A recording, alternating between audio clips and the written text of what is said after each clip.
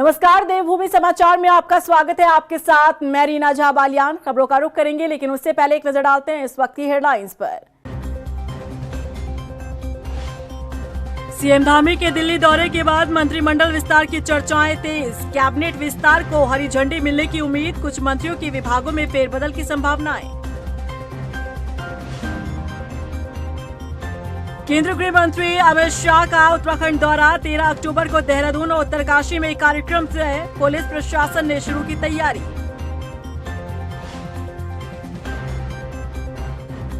उत्तराखंड में 38वें राष्ट्रीय खेलों की तारीख घोषित, अगले साल 28 जनवरी से 14 फरवरी तक आयोजित होंगे नेशनल गेम्स। सीएम बोले, राज्य खिलाड़ियों को भी मिलेगा प्रोत्साहन। बीजेपी के लिए केदारनाथ उपचुनाव बना प्रतिष्ठा का सवाल, जीत के लिए बीजेपी लगा रही पूरा दम। पहले की मंत्रियों की तैनाती, अब सीएम धामी ने भी संभाला मोर्चा। चलिए बुलेटिन की शुरुआत कर लेते हैं। सीएम धामी के दिल्ली दौरे से एक बार फिर उत्तराखंड कैबिनेट विस्तार की चर्चा जोर पकड़ने लगी है। उम्मीद की जा रही है कि सीएम के लौटते ही कैबिनेट विस्तार हो सकता है। यदि ऐसा होता है तो वो कौन से चेहरे हैं जिन्हें कैबिनेट में शामिल किया जा सकता है और किसे बाहर का रास्ता दिखाया जा सकता है, इस रिपोर्ट से समझिए। जल्द हो सकता है धामी कैबिनेट का विस्तार, गर्म हुआ चर्चाओं का बाजार, किसे मिलेगा मौका इस बार। उत्तराखंड में एक बार फिर से मंत्रिमंडल विस्तार को लेकर चर्चाएं जोर पकड़ने लगी हैं। मुख्यमंत्री पुष्कर सिंह धामी दिल्ली दौरे पर हैं और मुख्यमंत्री के दिल्ली दौरे के दौरान प्रधानमंत्री नरेंद्र मोदी से मुलाकात को इसी सिलसिले में देखा जा रहा है। यूं तो पीएम मोदी से कई बार सीएम धामी की मुलाकात हो चुकी है, लेकिन इस बार कयास मंत्रिमंडल विस्तार को लेकर लगाए जा रहे हैं। बीजेपी हाईकमान के नेताओं से मुलाकात के दौरान मंत्रिमंडल विस्तार पर चर्चा होना तय माना जा रहा है, क्योंकि उत्तराखंड में कैबिनेट में 4 कुर्सियां खाली पड़ी हैं और कई बार मंत्रिमंडल विस्तार की चर्चाएं जोर पकड़ती हैं। बीजेपी संगठन भी लगातार कई बार कह चुका है कि हाईकमान से हरी झंडी का इंतजार है। ऐसे में माना जा रहा है कि इस बार हाईकमान मंत्रिमंडल विस्तार को लेकर हरी झंडी दे सकता है, जिसके बाद मुख्यमंत्री पुष्कर सिंह धामी कैबिनेट विस्तार कर सकते हैं।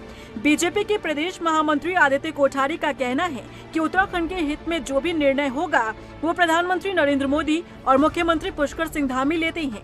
मंत्रिमंडल विस्तार को लेकर भी फैसला लिया जाएगा। मुख्यमंत्री जी उत्तराखंड के कई विषयों को लेकर के प्रधानमंत्री आदरणीय नरेंद्र मोदी जी से निरंतर मुलाकात करते रहते हैं और इस बार भी उन्होंने उत्तराखंड की जल विद्युत परियोजनाओं की स्वीकृति के संबंध में माननीय प्रधानमंत्री जी से अनुरोध किया है और भी बहुत सारे विषय उनके रहे हैं।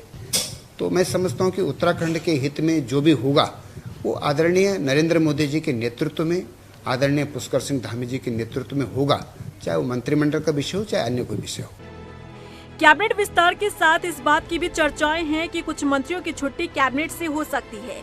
सवाल ये भी है कि कैबिनेट विस्तार के समय क्या सभी कुर्सियों को भरा जाएगा या फिर कुछ खाली छोड़ी जाएंगी। 70 विधानसभा वाले उत्तराखंड राज्य में मुख्यमंत्री को मिलाकर 11 कैबिनेट मंत्री बनाए जा सकते हैं, लेकिन वर्तमान में 7 कैबिनेट मंत्री धामी सरकार में हैं।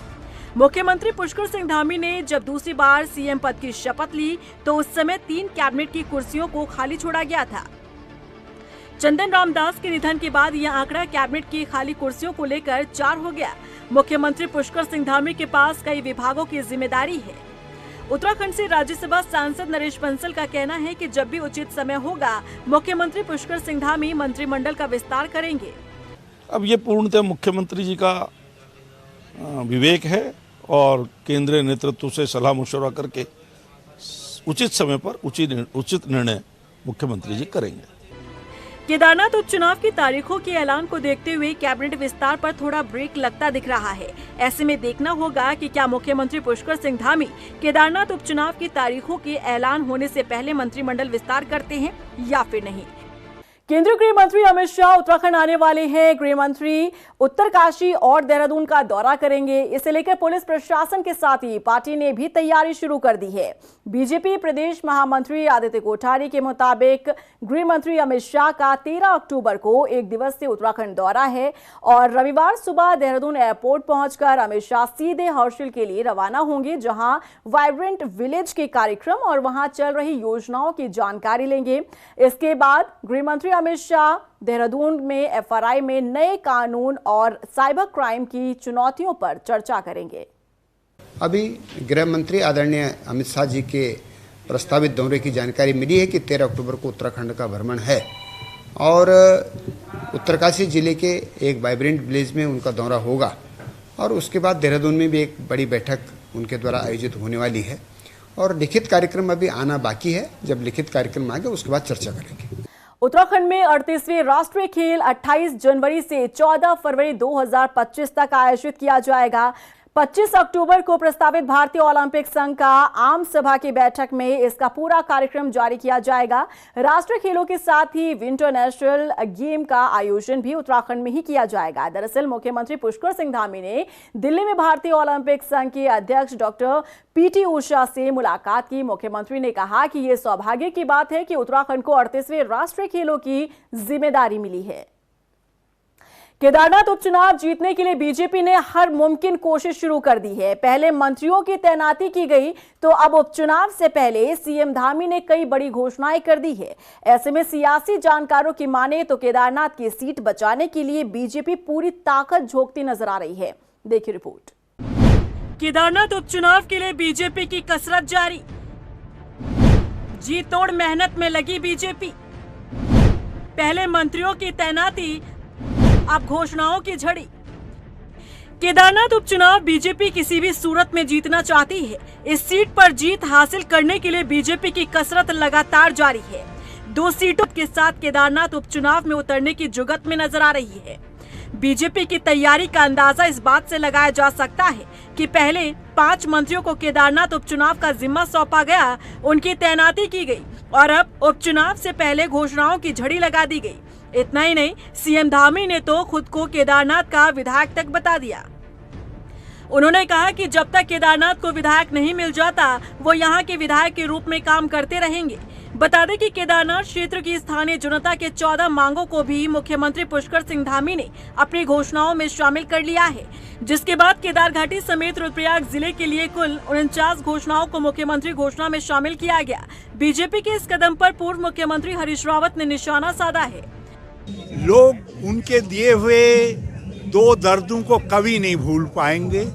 एक तो जिस तरीके से श्री केदारनाथ जी की उनके शासनकाल में अवहेलना हुई है और दूसरा दर्द जिस प्रकार से 4 धाम यात्रा को मिसमैनेज करके पूरे क्षेत्र की अर्थव्यवस्था को, लोगों की आजीविका को चोट पहुंचाई गई है। मुझे अफसोस है कि उसके लिए दंडित होंगे श्री पुष्कर सिंह धामी और श्री केदारनाथ में कांग्रेस की जीत होगी, शानदार जीत। बता दें कि केदारनाथ उपचुनाव से पहले बीजेपी लोगों को साधने में जुटी है। बद्रीनाथ और मंगलौर विधानसभा सीट गंवाने के बाद बीजेपी के लिए केदारनाथ उपचुनाव जीतना साख की बात हो चली है। यही कारण है कि बीजेपी सभी हथकंडे अपनाती दिख रही है। यहाँ तक कि केदारनाथ उपचुनाव से पहले बीजेपी ने इमोशनल कार्ड भी खेल दिया है, जिस पर विपक्ष हमलावर है। वहीं हरियाणा में बीजेपी की जीत पर राज्यसभा सांसद नरेश बंसल का कहना है कि प्रधानमंत्री नरेंद्र मोदी का मैजिक बरकरार है। उन्होंने कहा कि 2014 से पूरे देश में प्रधानमंत्री नरेंद्र मोदी का मैजिक देखने को मिल रहा है। मोदी मैजिक जब से मोदी जी केंद्र में आए हैं तब से पूरे देश भर में, और जब गुजरात के मुख्यमंत्री थे तब भी गुजरात का मॉडल पूरे देश भर में प्रसिद्ध था। और लोकसभा चुनाव में भी जहाँ तक हरियाणा का सवाल है, हरियाणा में हम लोकसभा की 10 में से 5 सीट जीते, पर 44 विधानसभा में हम आगे थे और अब की बार उससे भी ज़्यादा वहाँ पर पार्टी के कार्यकर्ताओं की तपस्या, मोदी जी का नेतृत्व और जनता की स्वीकार्यता, इसके कारण से हम हरियाणा में हैट्रिक जो आज तक कभी किसी ने नहीं बनाई, वो भारतीय जनता पार्टी ने मोदी जी के कुशल नेतृत्व में बनाई है।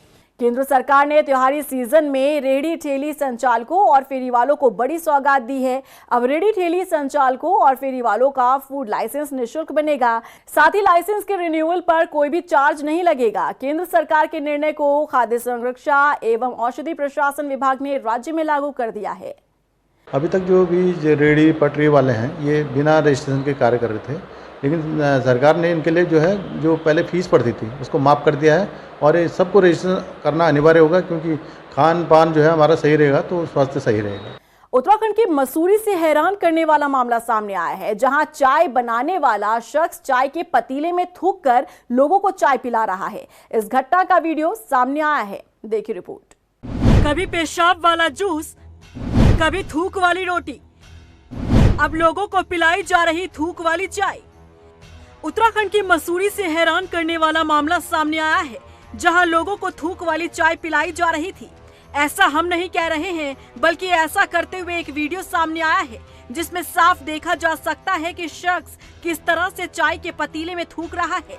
इस वीडियो पर जरा गौर कीजिएगा। इस वीडियो में साफ नजर आ रहा है कि हाथ में चाय का पतीला लिए ये शख्स किस तरह से इस चाय के पतीले में थूक रहा है। बता दें कि मसूरी लाइब्रेरी चौक पर काफी पर्यटक व्यू पॉइंट पर खड़े थे। इस जगह पर एक रेहड़ी लगी थी, जहां पर दो लड़के सभी को चाय, मैगी और बाकी सामान बेच रहे थे।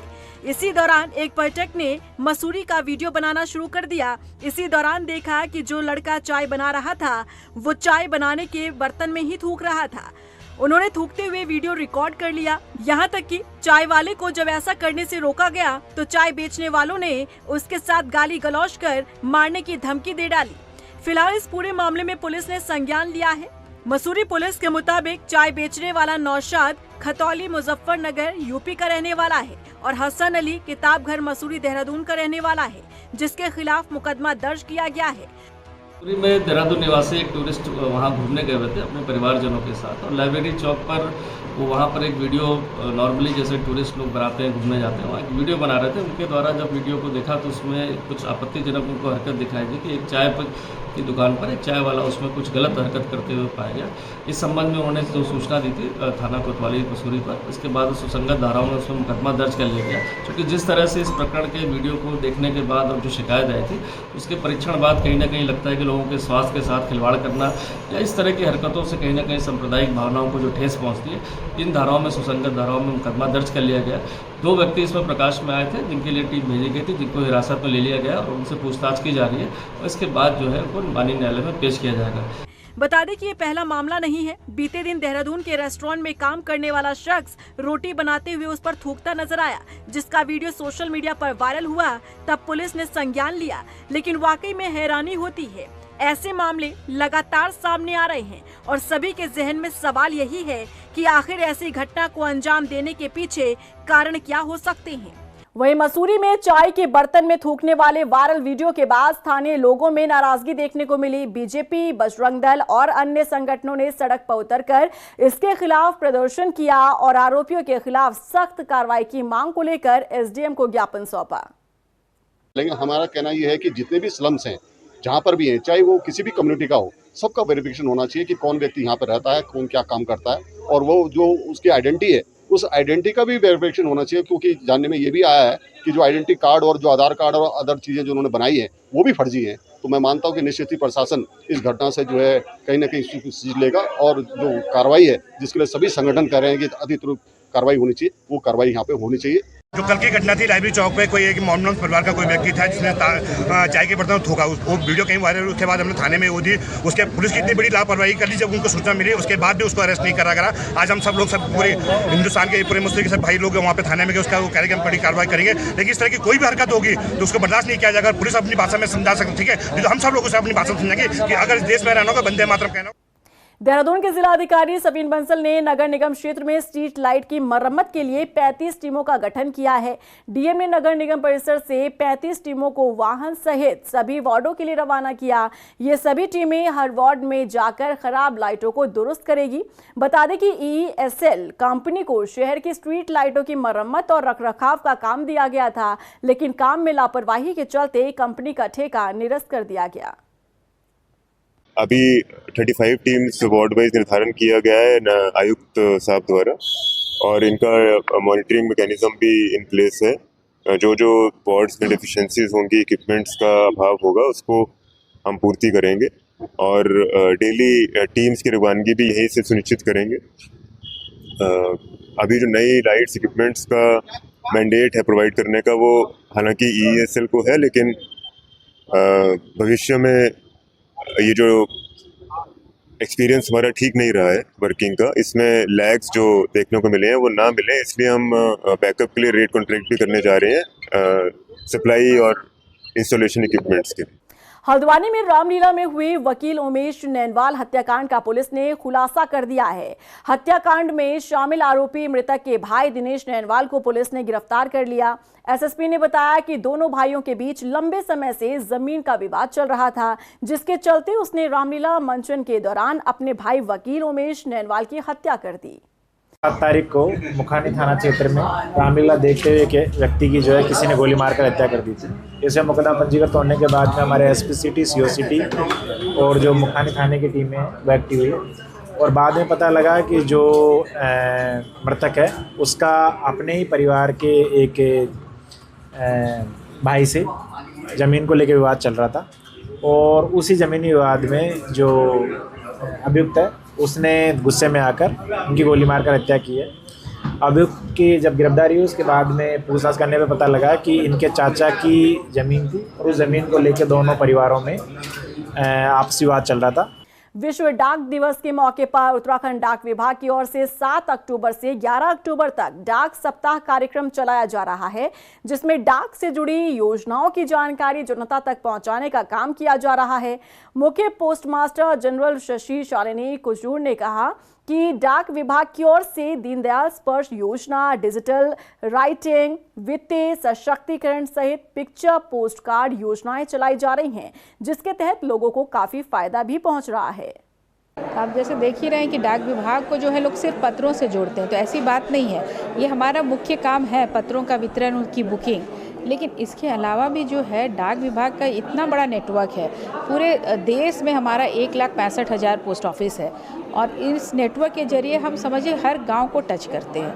तो जितनी तरह की सेवाएं जो भारत सरकार की भी है या हमारी कई तरह की सेवाएं हैं जिसको कि हम लोगों तक पहुंचाने में सक्षम हैं। लोगों को शहरों में लगता है डिजिटल एज है, जहाँ पे टेक्नोलॉजी है, जहाँ पे नेटवर्क है, वहाँ पे लोगों को लगता है कि डाक विभाग की ज़रूरत नहीं है। लेकिन आप जैसे उत्तराखंड ही देखिए कि कितने दुर्गम इलाके हैं जहाँ पे नेटवर्क भी नहीं होता है, वहाँ पर भी हमारा पोस्ट ऑफिस है। तो उसके जरिए हम हर तरह की सेवाएं देते हैं, चाहे वो बचत बैंक की सेवा हो, वहाँ वो अकाउंट खोल सकते हैं। वित्तीय सशक्तिकरण के लिए, समावेशन के लिए भी हम लोग काम कर रहे हैं। उत्तराखंड एसटीएफ ने उत्तरकाशी के पुरोला थाना क्षेत्र से 8 फीट और 6 फीट की 2 लेपर्ड की खाल के साथ एक वन्यजीव तस्कर को गिरफ्तार किया है। पूछताछ में पता चला है कि आरोपी मोरी थाना क्षेत्र के गंगार गांव का रहने वाला है, जो पिछले कुछ समय से वन्यजीव तस्करी की घटनाओं में लिप्त है। अभियुक्त के साथ जुड़े गिरोह की भी तलाश जारी है। एक वन्यजीव तस्कर को एसटीएफ की टीम के द्वारा 2 लेपर्ड की खालों के साथ कल गिरफ्तार किया गया है और ये थाना पुरोला क्षेत्र में इसकी गिरफ्तारी हुई है। अभियुक्त उत्तरकाशी का ही रहने वाला है, गंगौर गांव का है, ब्रिजमोहन पुत्र जनक सिंह, और इसके द्वारा बताया गया था कि ये इनको बेचना चाह रहा था। ये जो इनपुट था ये WCCB wild life crime control bureau Delhi की टीम के द्वारा जो इनपुट दिया गया था, इसी को हमारे द्वारा डेवलप किया गया था एसटीएफ की टीम द्वारा। और कल देर रात ये अभियुक्त जो वन्यजीव तस्कर है ब्रिजमोहन सिंह पुत्र जनक सिंह, इसको लेपर्ड की 2 खालों के साथ गिरफ्तार किया गया। एक खाल की जो लंबाई है 6 फीट है और दूसरी खाल की 8 फीट है। लोहाघाट से कोलीढेक तक सड़क की हालत खस्ता है। सड़क में बने गड्ढे अब जानलेवा साबित हो रहे हैं। इन गड्ढों की वजह से आए दिन घटनाएं हो रही हैं। स्थानीय लोगों का कहना है कि कई बार पीडब्ल्यूडी के अधिकारियों को अवगत कराया जा चुका है, लेकिन आज तक सड़क की मरम्मत का काम नहीं हुआ। विभाग की इस लापरवाही का खामियाजा जनता भुगत रही है। ये लगातार गड्ढे बने हुए हैं, इसमें लगातार दुर्घटनाएं हो रही हैं। आप ये मानिए कि लगातार 2 या 4 बाइक वाले, 2-4 गाड़ियों वाले, एक तो ये हो रहा है कि वो साइड नहीं समझ पा रहे हैं। कोई लेफ्ट साइड है तो लेफ्ट साइड में गड्ढा है तो उसने राइट में निकलना है, राइट में जा रहा है। राइट वाले जो वहाँ से लेफ्ट में निकलना है वो मजबूरी में यहाँ आ रहा है, फिर दोनों में आपस में भिड़ंत हो जा रही है। दिनेशपुर के दुर्गा मंदिर में 5 दिवसीय दुर्गा पूजा महोत्सव का आयोजन हुआ। महिलाओं ने नगर में कलश यात्रा भी निकाली। मंगल घट की स्थापना के साथ पूजा संपन्न हुई। घट स्थापना के साथ षष्ठादि कल्पारंभ होता है और माँ को कैलाश पर्वत से आह्वान करके पृथ्वी लोक पे लाया जाता है माँ के इन 5 दिवसीय पूजा के लिए। और माँ आती हैं और वही इस समय जो है षष्ठादि कल्पारंभ हुआ है, घट स्थापना हुई है और आज से पूजा का विधिवत रूप से आरंभ हो गया है। माता रानी कैलाश पर्वत को छोड़ के पृथ्वी लोक में आ रही है, कि पृथ्वी लोक वासियों का दुख, दर्द और कष्ट जो है वो हरने के लिए आ रही है। Traditions and I am so impressed. People are coming everywhere to participate. Tanakpur Champawat NH के स्वाला डेंजर जोन में एक बड़ा हादसा होने से बच गया। दरअसल टनकपुर से चंपावत की ओर आ रही एक टैक्सी पर अचानक पहाड़ी से एक बड़ा बोल्डर गिर गया। गनीमत रही कि ड्राइवर की सूझबूझ से वाहन खाई में जाने से बाल बाल बचा। हालांकि इस घटना में कार बुरी तरह से क्षतिग्रस्त हो गई। रुड़की के कोतवाली क्षेत्र के एक युवक के साथ 3 दबंगों ने मारपीट की। बताया जा रहा है कि युवक ताइक्वांडो की ट्रेनिंग लेकर वापस लौट रहा था। उसी दौरान ये मारपीट हुई। पुलिस ने मामले में मुकदमा दर्ज कर जांच शुरू कर दी है। सर, मैं अपनी एकेडमी से आ रहा था ताइक्वांडो की 6 बजे के बाद, तो 2 लड़के आए, मतलब जानते हो उन्होंने, तो उन्होंने पिटाई की मेरे साथ जी। फिर वो चले गए, बोल रहे थे कि हमारे पास ज़मीन है, हमारे घर वाले ऐसो, मतलब कि तुम कुछ नहीं कर सकते मेरा, ऐसे बोल रहे थे और मारने की धमकी दे रहे थे। कितने आदमी थे? 2 आदमी थे। और इसी के साथ फिलहाल इस बुलेटिन में बस इतना ही, लेकिन चलते चलते एक नजर डालते हैं इस वक्त की हेडलाइंस पर। सीएम धामी के दिल्ली दौरे के बाद मंत्रिमंडल विस्तार की चर्चाएं तेज। कैबिनेट विस्तार को हरी झंडी मिलने की उम्मीद। कुछ मंत्रियों के विभागों में फेरबदल की संभावनाएं। केंद्रीय गृह मंत्री अमित शाह का उत्तराखंड दौरा। 13 अक्टूबर को देहरादून और उत्तरकाशी में कार्यक्रम से पुलिस प्रशासन ने शुरू की तैयारी।